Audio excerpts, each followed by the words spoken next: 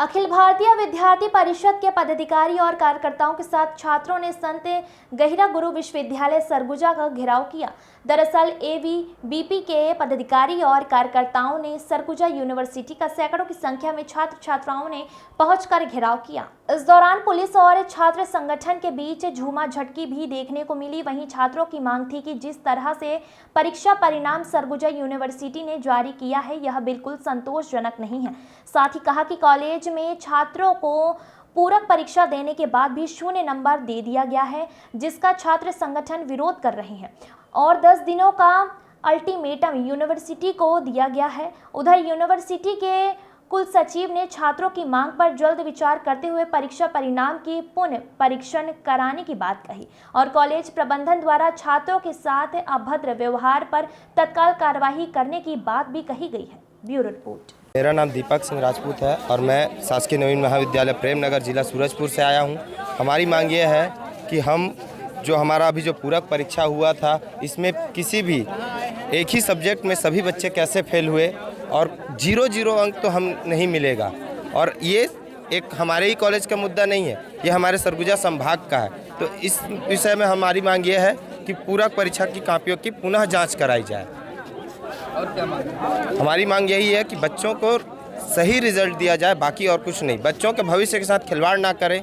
एक साथ में दो साल का बच्चों का गैप हो जाएगा। बच्चे फाइनल ईयर का तैयारी करें या फिर सेकेंड ईयर के सुपर सप्ली का तैयारी करें। बार सप्ली एग्ज़ाम तो हम नहीं लिख सकते। संभाग में कितने छात्र होंगे जैसे संभाग में हमारे सरगुजा संभाग में 6 जिलों में वही समस्या है। सभी कॉलेजों में यही समस्या है कि एक ही विषय में बच्चे, किसी में बॉटनी में कोई फेल है, कोई केमिस्ट्री में एक साथ पूरे क्लास के बच्चे कैसे फेल हो सकते हैं, बॉटनी में पूरे क्लास के बच्चे कैसे फेल हो सकते हैं। एक न एक बच्चे तो पास हो ही सकते हैं। इतना भी गंदा स्थिति नहीं है बच्चों का कि वो सभी को शून्य मिले। मैं उज्जवल तिवारी, जिला संयोजक अखिल भारतीय विद्यार्थी परिषद सरगुजा। आज हम खराब परीक्षा परिणाम को लेकर हम यहाँ पे आज ज्ञापन देने आए हैं और घेराव कर रहे हैं यूनिवर्सिटी का। पूरे संभाग भर से छात्र छात्रा यहाँ पे आए हुए हैं, जिनकी समस्या कहना है कि हमारा हम लिखने के बाद हमें 0 नंबर दिया गया है।